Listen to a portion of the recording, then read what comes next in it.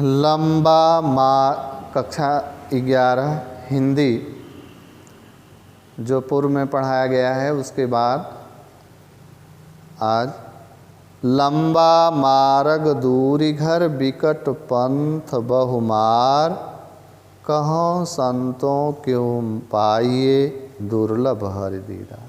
अर्थात ईश्वर तक पहुँचने के लिए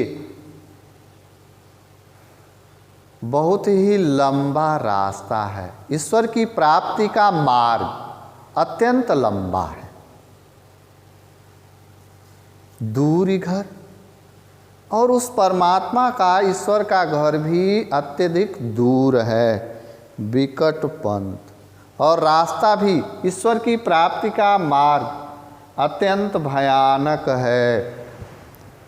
और उस रास्ते में अनेक लुटेरे भी हैं जो उस ईश्वर तक पहुँचने नहीं देते।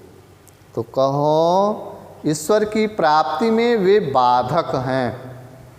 कहो संतों क्यों पाइए दुर्लभ हरि दीदार। हे संतों, तो उस ईश्वर को किस प्रकार से प्राप्त किया जाए। उस ईश्वर का दर्शन अत्यंत ही दुर्लभ है, अर्थात कठिन है।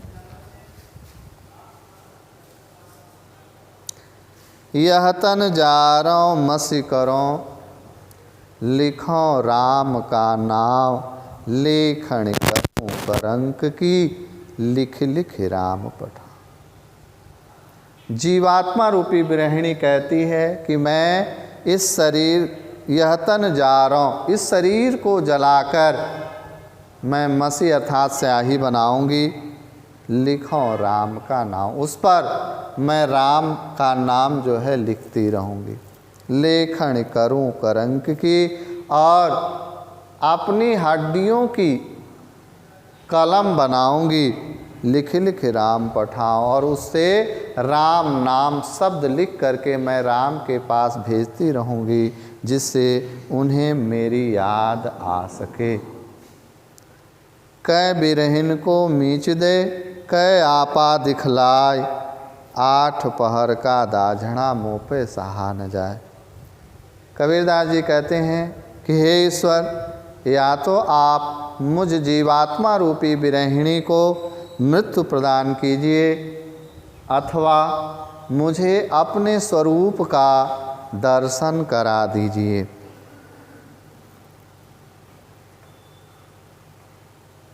आठ पहर का दाझड़ा मुँह पे सहा न जाए, क्योंकि आपके विरह में आठों पहर का जलना अब मुझसे सहन नहीं होता। कबीर रेख सिंदूर की काजल दिया न जाए, नैन रमैया रम रहा दूजा कहाँ समा। कबीरदास जी कहते हैं कि मैंने सौभाग्य स्त्रियों की तरह अपने माथे पर सिंदूर की रेखा लगा ली है। सिंदूर सौभाग्य का सूचक होता है, और प्रेम का रंग भी लाल होता है। इस प्रकार मैंने अपने माथे पर सिंदूर की रेखा लगा ली है, और मेरे आँखों में अब वासनात्मक वासना रूपी काजल को लगाने के लिए स्थान नहीं है। नैन रमैया रम रहा, अर्थात वह ईश्वर, वह परमात्मा अब मेरी आँखों में बसा हुआ है। उसकी मूर्ति मेरी आँखों में बसी हुई है।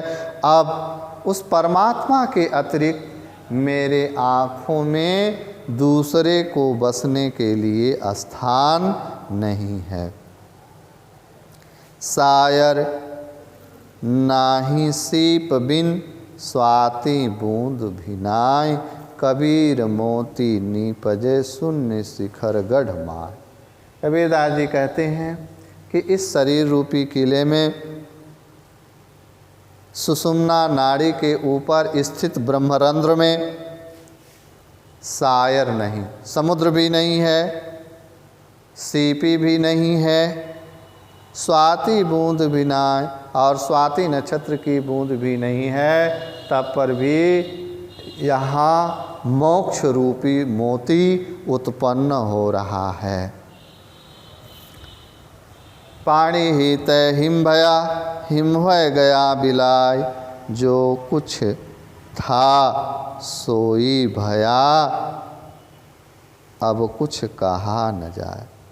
कबीरदास जी कहते हैं कि जिस प्रकार से पानी से जल से बर्फ बनता है और हिमवय गया बिलाय, और फिर बर्फ जो है सूर्य की किरणों के ताप से पिघलकर पुनः जल रूप में ही हो जाता है, तो जो कुछ था सोई भया, अर्थात जल जिस रूप में था उसी रूप में उसके स्वरूप का परिवर्तन हो करके फिर उसी रूप में आ गया, अब कुछ कहा न जाए, अर्थात उसके विषय में अब कुछ कहते नहीं बनता। अर्थात तात्पर्य है कि आत्मा और परमात्मा में कोई अंतर नहीं होता, केवल उसके स्वरूप में ही अंतर होता है। पंख उड़ाने गगन को, पिंड रहा परदेश, पानी पिया चंच बिन भूल गया यह देश। अर्थात कबीरदास जी यहाँ योग साधना की बात करते हैं कि जीवात्मा रूपी पंछी ने योग साधना के द्वारा जो है सुषुम्ना नाड़ी को जागृत करके स्वयं को ब्रह्मरंध्र में स्थापित कर लिया और पिंड रहा परदेश, और उसका शरीर इस संसार में ही रह गया, इस पृथ्वी पर ही रह गया। पानी पिया चंच बिन भूल गया यह देश, और जीवात्मा रूपी पंछी ने ब्रह्मरंध्र में स्थित होकर के बिना इंद्रियों के ही उस अमृत तत्व का, परम तत्व का पान किया। जब उसे परमानंद की अनुभूति हुई, परमानंद की प्राप्ति हुई, तो भूल गया यह देश, यह इस सांसारिक जो है माया से युक्त संसार को वह भूल गया। पिंजर प्रेम प्रकाशिया अंतरि भया उजास, मुख कस्तूरी महमही बाणी फूटी बास। कबीरदास जी कहते हैं कि इस शरीर रूपी पिंजड़े में उस परमात्मा का प्रेम रूपी प्रकाश जो है फैल गया है, और प्रेम रूपी प्रकाश के फैलने से मेरे भीतर चारों तरफ उजाला हो गया, प्रकाश हो गया। मुख कस्तूरी महमही, और मेरे मुख से राम नाम रूपी कस्तूरी जैसी सुगंध आने लगी। बाणी फूटी वास, और बाणी से प्रभु प्रेम की सुगंध फूट निकली या फूट पड़ी।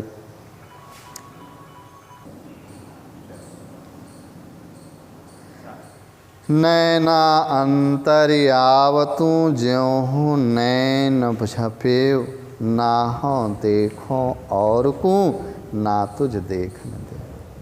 कबीरदास जी कहते हैं कि हे परमात्मा, हे ईश्वर, मैं जैसे ही आँखों को बंद करूं, नैना अंतर्यावतु, आप मेरे आँखों के भीतर आकर के बस जाइए। ना हो देखो और को, और मैं आपके अतिरिक्त किसी और को न देखूं, ना तुझ देखन दूं, और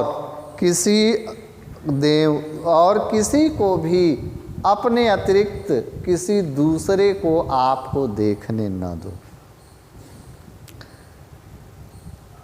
कबीर हरि रस यों पिया, बाकी रही न थाक, पाका कलश कुम्हार का,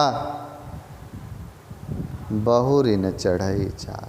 कबीरदास जी कहते हैं कि मैंने राम नाम रूपी रस को इतना छक कर पिया कि बाकी रही न था, कुछ भी अवशेष नहीं बचा।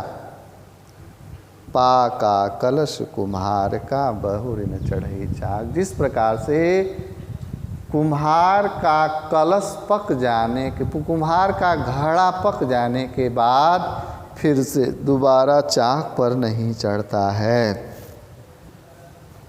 हेरत हेरत हे सखी रहा कबीर हिराय, बूंद समानी समद में शोकत हेरी जाए। कबीरदास जी कहते हैं कि मैं उस परमात्मा को ढूंढते ढूंढते, जो मैं उस स्वयं परमात्मा में ही विलीन हो गया। क्या चला? हेरत हेरत हे सखी रहा कबीर हिराय, बूंद समानी समद में शोकत हेरी जाए। कबीरदास जी कहते हैं कि मैं उस परमात्मा को ढूंढते ढूंढते रहा कबीर हिराय, मैं स्वयं ही उस परमात्म तत्व में विलीन हो गया। बूंद समानी समद में, अर्थात जीवात्मा रूपी बूंद परमात्मा रूपी समुद्र में,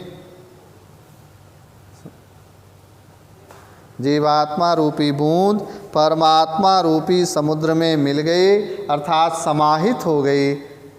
शोकत हेरी जाए तो वह कैसे ढूंढी जा सकती है।